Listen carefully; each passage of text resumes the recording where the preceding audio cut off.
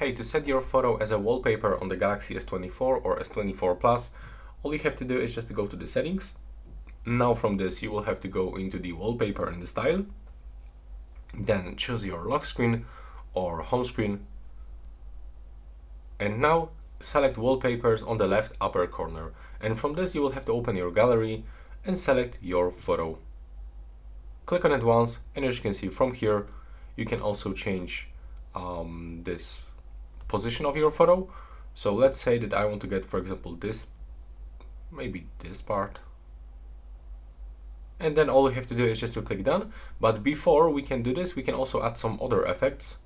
As you can see, it is actually changing the look of the photo, and we can also go for the frame.